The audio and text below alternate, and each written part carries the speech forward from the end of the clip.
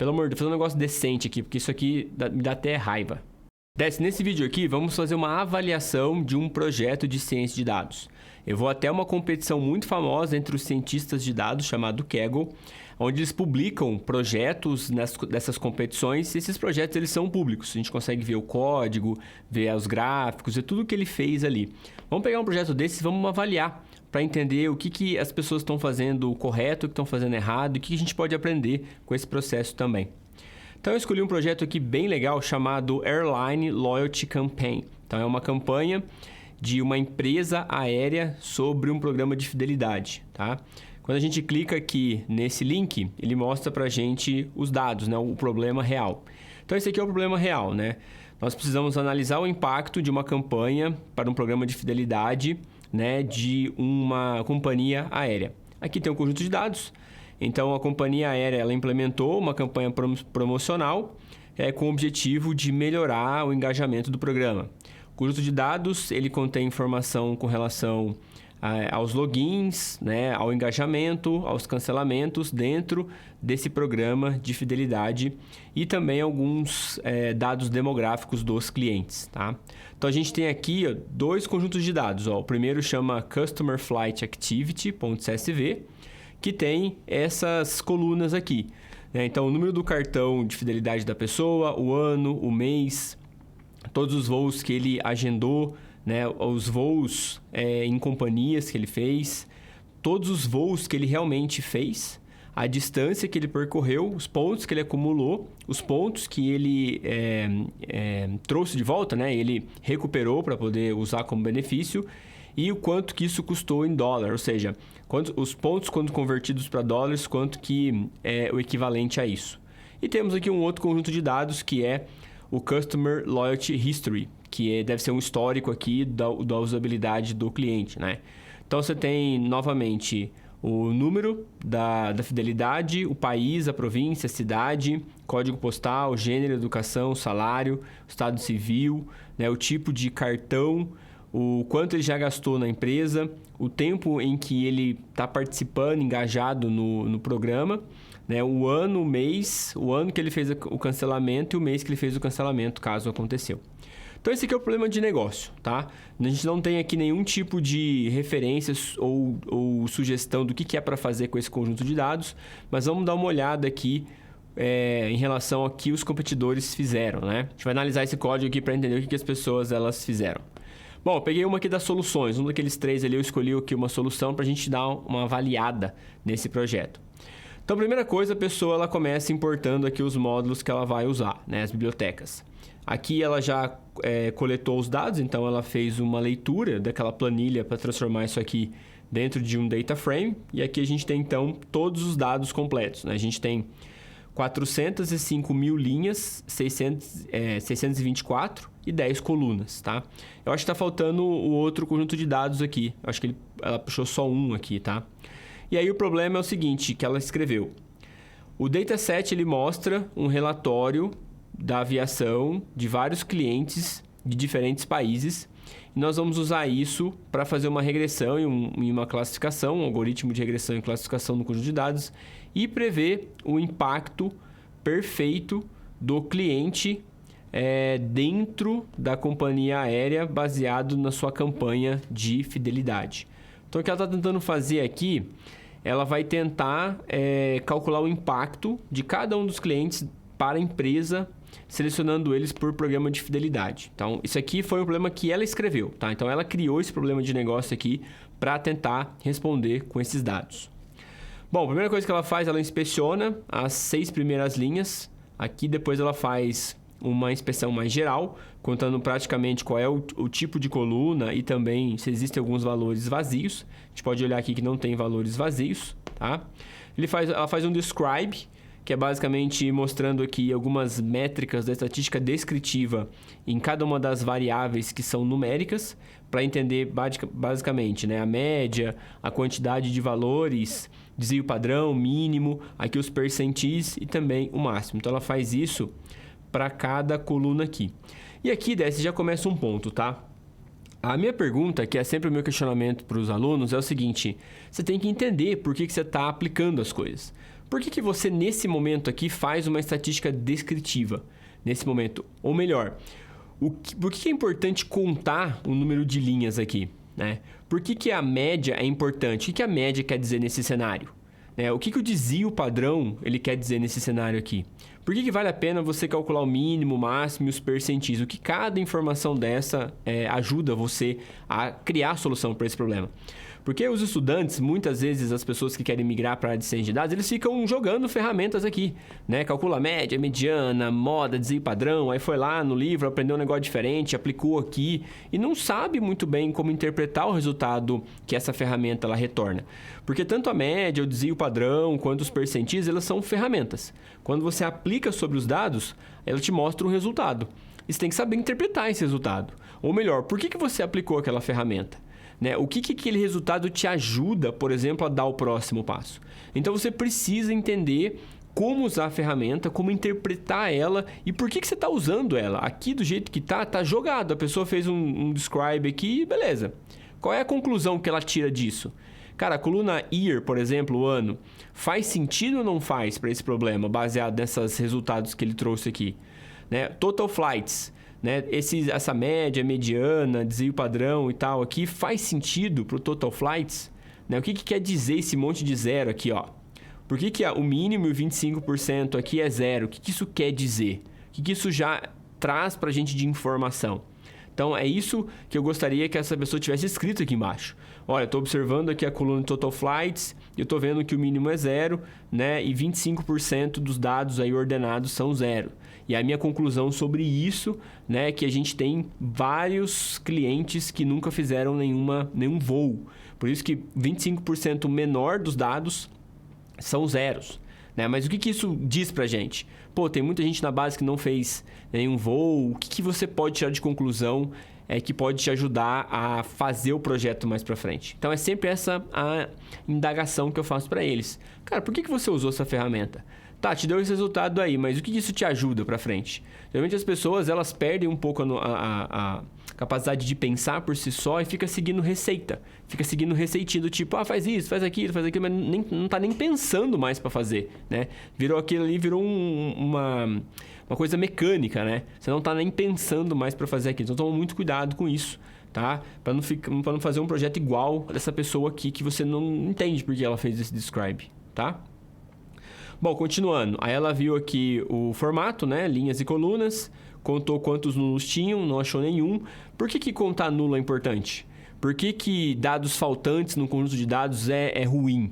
Por que eu tenho que contar isso aqui? Isso aqui também não está explicado, sabe? Você precisa explicar praticamente cada linha do código. Né? Por que isso aqui é importante? Por que dar o resultado ser todos zeros é o resultado bom? Por que isso ajuda a gente no nosso objetivo de responder a pergunta de negócio? Né? Você tem depois aqui, esse aqui são os nulos, esse aqui são os dados não aplicáveis, né? Os faltantes. Aqui tem linhas duplicadas, então tem 1.864 linhas duplicadas. Mas ela é inteira duplicada ou são algumas colunas que são duplicadas? E aí ela coloca aqui um objetivo, né? Ou uma conclusão. O conjunto de dados contém uma grande quantidade de observações com 405.624 linhas e 10 colunas. Quase cobre todo o problema relacional. Agora, nós vamos usar alguns gráficos para melhor compreender o conjunto de dados para que a gente possa resolver o problema com mais acurácia. Então, olha só, aqui ela já descartou o outro conjunto de dados. Ela nem foi olhar o que se trata da outra planilha. Ela já descartou, falou que, tem 450 mil linhas aqui, é suficiente. Tá, mas tem 10 colunas. E no outro lá, se eu não me engano, tinha umas 13 colunas. Cara, por que você vai descartar a outra planilha de dados assim, sem nem investigar, sem nem unir junto com essa aqui? Se eu não me engano, lá você tem dados do cliente. Será que dados do cliente não é relevante? Será que é saber a idade, o salário dele? Saber, por exemplo, a idade, salário, saber se é casado e qual é o tipo de estudo que essa pessoa tem, nível educacional? Você acha que não é importante para entender qual foi o impacto do programa de fidelidade para a empresa, que é o que ela descobrir? Em outras palavras, eu quero dizer o seguinte: será que não existe uma relação, por exemplo, entre né, o grau de instrução do passageiro e o quanto ele gasta naquela companhia aérea? Será que não tem uma relação entre a idade dessa pessoa, onde ela mora? Será que essas características não impactam, por exemplo, na quantidade de voos que ela faz? Então ela está descartando tudo isso, ela está jogando tudo isso fora, dizendo que só o número de linhas é suficiente para fazer a análise aqui, tá? Então, assim, você vê que toda decisão tem uma consequência, você precisa ser muito ciente com relação a isso, porque as pessoas elas vão te perguntar. No processo seletivo, ela vai te perguntar. E aí você precisa saber responder com propriedade e assumir essa decisão que você fez, né? Vamos continuar aqui. Ela faz aqui um heatmap. Você consegue ver alguma coisa aqui? Eu não vejo nada. Eu vejo só zeros aqui. O que esse heatmap quer dizer? Por que ela fez um heatmap? Tá? Tem aqui o histograma. Então, você tem um histograma aqui. Loyalty number. Você vê alguma coisa aqui? Para mim é um batimento cardíaco aqui. Você tem o ano, e aí aqui, legal, você tem a concentração em 2017 e 2018, que mostra que a gente só tem exemplos desses 2 anos. Olha o mês não tem nada de diferente aqui, né? Distância, você tem muitas distâncias próximas do zero, mas quanto é realmente próximo do zero? Ah, não, desculpa, aqui é flight booked, né? Então, esse gráfico aqui é o gráfico de quantas agendamentos, né, de voos foram agendados. Então, olha só, tem muitos próximos do zero. Que a gente conseguiu pegar esse comportamento aqui olhando a tabela descritiva, nos percentis lá. Não precisava nem ter feito um gráfico aqui. Tá vendo como é importante entender o resultado das coisas, dos métodos que você aplica? Então aqui, ó, já tem um monte de zero, a gente já observou isso. Né? O número de voos totais também é muito próximo do zero, então tem muitas pessoas que nunca fizeram nenhum tipo de voo na companhia. Olha só, a distância percorrida muito próxima de zero, que é lógico, né? Se as pessoas não estão voando, elas não têm distâncias percorridas. Então, talvez a gente deveria tirar, por exemplo, essas pessoas que nunca viajaram e avaliá-las separadas, né? Porque a gente está interessado nesses comportamentos. E depois entender por que elas não fizeram, por exemplo, a primeira viagem. Então, todos esses gráficos aqui, eles são muito ruins de ver, porque como a concentração é muito próximo do zero, você praticamente ofusca todo o comportamento dos outros dados aqui. Porque você não consegue enxergar nada, né? Esse zero ele é tão forte, ele puxa tanto o comportamento que ele ofusca todo o resto. Se tiver algum tipo de comportamento nesses gráficos aqui, ela não vai conseguir encontrar, porque né, só está tudo enviesado aqui pelo número de pessoas que nunca fizeram nenhum tipo de viagem, tá? Bom, depois ele faz aqui então esse pair plot, que é fazer um gráfico, né, par a par. Então ele combina todas as colunas possíveis e olha para você ver, o que quer dizer isso aqui, certo? O que essas coisas querem dizer? Né, eu, assim, fico um pouco estressado com isso, porque usa a ferramenta, assim, de qualquer jeito, sabe? Não sabe para que serve, né? Não sabe como usar, como interpretar, não escreve nenhum tipo de insight que tirou daqui, né? Tem um comportamento aqui mínimo curioso, ó. Esse aqui parece um castelo também, o que significa, sabe? Então, pô, precisa usar com cuidado as coisas, né? Entender, aplicar... o que está acontecendo e depois partir para o próximo. Não fazer de qualquer jeito, como se fosse uma máquina, né? Como se fosse uma receitinha de bolo. Mistura tudo aí e vê o que dá. Aí tem aqui os histogramas, né? Então, os histogramas aqui do Loyalty Number. Cara, o Loyalty Number é o número de identificação de programa de fidelidade. Você acha que isso aqui vale a pena investigar? O que o número da carteirinha da pessoa diz pra gente, cara? Talvez que ela é mais velha ou mais nova de empresa. Pô, legal, pode ser uma informação, mas você fazer um histograma disso... Você quer saber a distribuição do que exatamente aqui? Aqui você tem, né, a concentração dos anos em 2017 e 2018. Depois você tem um mês aqui que praticamente igual. Né? Você tem aqui os voos que foram agendados com uma concentração muito grande de zero. Então ele ofusca os outros comportamentos aqui. Então basicamente o que a pessoa fez aqui foi olhar para esses gráficos aqui individualmente, né? Que é o que ela está vendo aqui. Então, talvez se ela tivesse tirado zeros, removido isso aqui para poder analisar o comportamento, ela teria visto alguma coisa de diferente. Aí depois ela faz um desplot aqui, né, do loyalty number e do ano. Então, o que ela está tentando ver aqui, né, como é que está a densidade do número de carteirinhas emitidas ao ano, se eu não me engano, tá? Então, olha só, não tem muita diferença, né? Varia um pouco aqui em cima, mas essa variação aqui, não sei se quer dizer alguma coisa, né? Concentração do número de carteirinhas, bom, muito estranho. Ela também não conclui nada, né? Você vê que o gráfico está solto, assim. Qual é a conclusão disso aqui? O que você pode tirar de conclusão olhando para isso? Faz sentido essa análise que você fez? Tá? Depois tem aqui 2017, 2018. Não entendi por que fazer uma distribuição se só tem concentração em 2 anos. Então, valia a pena fazer esse plot aqui. Isso aqui era um entendimento que a gente teve lá no começo já. Vale gastar tempo fazendo uma coisa porque a gente já tem uma conclusão sobre. Depois tem o plot do violino, né? Então, você tem aqui os violinos. O violino, para que serve esse plot aqui? Para você ver... primeiro, aqui dentro você tem um box plot, né? Então você consegue ver o ponto central dos dados, você consegue ver a distribuição deles e você consegue ver a densidade desses dados também no violino. É como se esse gráfico aqui, né, que tem um sino, se você conseguisse ver ele de cima. Então, se você ver ele de cima, você vai ver uma região pontuda, né? E depois ela vai ficando cada vez mais gordinha, conforme você vai olhando de cima para baixo. Então, o violino representa isso. É como se fosse um achatamento daquela distribuição, né? Aí ele faz uma distribuição de todas as variáveis. Por exemplo, o ano a gente já tem uma conclusão sobre o ano. Só tem valores de 2018 e 2017, né? Então, para que continuar isso aqui? Tem esse violino aqui também que... Você olha que a densidade está muito próxima de 0, né? Então, você tem muitos dados concentrados ali no 0. Aí tem os outros box plot, que ela também não escreve, né? O que quer dizer isso aqui? Você olha para um negócio desse, vê uma caixa azul, né? Tem um rabisco aqui em cima. O que isso aqui quer dizer? Sabe? O que essa ferramenta chamada box plot, quando você aplica sobre os dados, ela te retorna? Que tipo de resultado? Né? E o que você faz com isso? O que esse gráfico me ajuda ou me informa para que eu consiga me aproximar na solução? Em outras palavras, o que eu posso usar desse gráfico aqui que vai me ajudar a ficar mais próximo de uma solução ideal para o problema de negócio, né? A gente não tem essas explicações aqui. Bom, a gente tem um gráfico aqui que parece uma onda, né? Cheio de bolinhas, que são os pontos acumulados.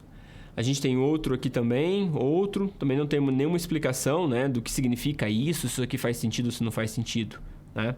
E aí você tem alguns box plots aqui, e aí ela faz uma contagem, por exemplo, né, da quantidade de pessoas dentro daquela carteirinha. É como se eu tivesse, por exemplo, loyalty number é um número, né? Então, esse 678205 é uma pessoa. E essa pessoa ela faz várias atividades, ela voa várias vezes, ela faz várias atividades. Essas atividades elas são gravadas no mesmo número de fidelidade. Então, 72 aqui não é o número de pessoas, mas é quantas atividades ela fez, quantos voos ela teve. E aí, será que é voo? Será que é voo cancelado? Qual foi a atividade realmente que corresponde a 72 aqui? Essa é a pessoa mais ativa do programa de fidelidade. Ela tem o maior número, por exemplo, de linhas no banco de dados. Cada linha representa uma atividade, a gente não sabe exatamente o que é, mas é que tem mais participação, digamos assim. Tá? Isso aqui já é um insight. Eu tenho que falar com essa pessoa, entender por que ela é tão assídua na companhia aérea, porque a segunda posição é 48, ou seja, quase a metade. Né? Por que uma pessoa ela é tão mais engajada do que a outra? O que essa faz com relação às outras? E como que a gente pode fazer essas pessoas aqui se tornarem uma pessoa dessa? Porque provavelmente essa pessoa deve gastar muito e ela é uma fonte de receita muito grande para a empresa. Né? Então, como fazer essa pessoa aqui ser uma referência onde eu possa entender o comportamento dela e fazer com que todas as outras se comportem do mesmo jeito, para que eu tenha mais pessoas aqui. Bom, tem o ano, né? Os meses. Aqui tem os voos que foram agendados, as distâncias, né? Tem os voos também que foram repetidos, né? Flight booked. Aqui tem esse aqui que é repetido, né? Que deve ser o flight total. Mas legal, você tem aqui, 197 mil linhas, do qual a coluna de distância é 0. Então, olha só, você tem aqui 197 mil de 400 mil linhas totais, você tem quase 50% da sua base de clientes que nunca fizeram um voo. Você acha que não vale a pena olhar para esses clientes separadamente? Você acha que não vale a pena olhar para o que está acontecendo e talvez analisar separadamente? Você acha que tirar essas pessoas da base aqui e analisar só aquelas que não estão nessa base talvez não seria mais fácil para encontrar, por exemplo, a resposta para a pergunta de negócio? Então, essas coisas aqui elas indicam algo para a gente. E aí a gente tem que olhar para uma tabela dessa, para uma coluna, né? E entender isso, entender o que esses números querem dizer, o que está mostrando isso para a gente, interpretar isso. E mais importante, o que isso me ajuda a construir uma solução mais próxima da ideal, tá? Bom, eu vou passar um pouco mais rápido aqui, senão o vídeo fica muito longo, tá? Tem aqui os pontos acumulados, os custos, e aqui ela começa então a fazer o seguinte, Agora, Não tem conclusão nenhuma sobre os gráficos, não tem conclusão nenhuma sobre as hipóteses, não tem hipóteses, não tem explicação do que o gráfico quer dizer, não tem nada, certo? Imagina fazer um projeto desse e chegar para um recrutador e mostrar um negócio desse aqui. Você acha que ele vai contratar você, cara? Então, na hora que a gente às vezes aplica para uma vaga e recebe negativo, a gente costuma culpar a empresa, né? Culpar o mercado. Pô, mas olha para isso aqui, cara, sabe? Humildade um pouquinho, olhar para si e falar assim, cara, não tô pronto ainda. Agora vamos usar algumas regressões e alguns algoritmos de regressão e classificação para treinar um modelo e prever o impacto. E então, nós vamos avaliar, né, qual algoritmo resolve um dado problema para uma melhor pontuação de acurácia aqui. Beleza, o que ele quer fazer aqui então é agora usar algoritmos para prever o impacto de sei lá o que na empresa, né? Não especificou nada aqui, vamos dar uma olhada. Ó, ele separa aqui, né, a variável x como sendo o loyalty number, cara, ele vai usar ele vai usar o nome da carteirinha, o número da carteirinha da pessoa, cara, para comparar com o ano, sabe? Eu não sei se você ganha pontos só de comentar aqui no Kaggle ou se você ganha dinheiro, mas pelo amor de Deus, cara, não sei se a pessoa pensou também, é difícil. Separa aqui os dados, treina um algoritmo de regressão, faz a previsão e aí basicamente ele está prevendo, olha só, ele está prevendo o ano, certo? Ou ele está prevendo o ano baseado no número da carteirinha da pessoa. Acho que faz sentido isso, cara.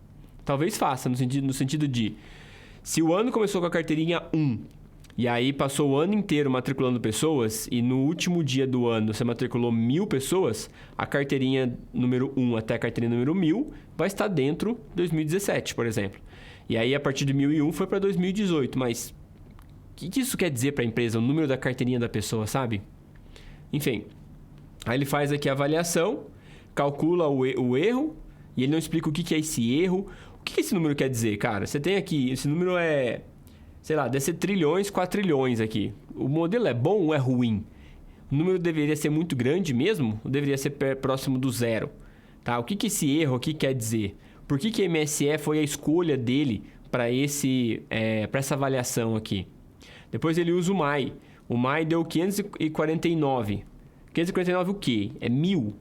Porque não é dinheiro, é o número da carteirinha da pessoa. Então, é 549.773, o quê? Número da carteirinha da pessoa? Qual que é a unidade de medida disso aqui? Né? E por que o MAI se diferencia do MSE? Quando você usa um, quando você usa outro? Quando que esse número aqui... O que esse número diz para você? Se tá bom, tá ruim? O que esse número diz para você? Tá bom, tá ruim? Qual que eu olho? Só tem dois. Para qual que eu tenho que olhar aqui? Qual é o mais adequado para você usar? Então, tudo isso são perguntas que você tem que aprender a responder, porque vão fazer para você no processo seletivo. Aí tem aqui, ó. Agora, nós conseguimos nosso primeiro algoritmo e quase 37% do MSE e mais de 54%. Como é que ele calculou isso aqui? Não, ele multiplicou isso aqui por... Ó, 54%, se ele multiplicasse por 100, daria 5.497, cara. Ele multiplicou por 100 e falou que isso aqui era uma porcentagem. Cara, meu Deus, velho. Enfim. Fez um gráfico lá que parece a parede da casa da minha avó, cheio de chapisco. Apesar que a parede da casa da minha avó é bem melhorzinho. E aí, cara, o cara insiste nesse ano, velho. E agora nós estamos prontos com a regressão. Vamos usar agora um algoritmo de classificação. Aí ele usa uma regressão logística. E aí ele faz a previsão. Aí dá um erro. Aí ele não arruma o erro. Não mostra mais nada e o cara vai embora. Cara, esse projeto aqui, você acha que qualquer recrutador vai empregar uma pessoa com esse nível de projeto? Vamos fazer o seguinte, eu vou resolver esse projeto, eu vou criar uma solução para ele do jeito certo, explicando cada um dos passos a partir de cada linha de código que eu escrever. Eu vou fazer isso em pequenas aulas e você vai acompanhar passo a passo.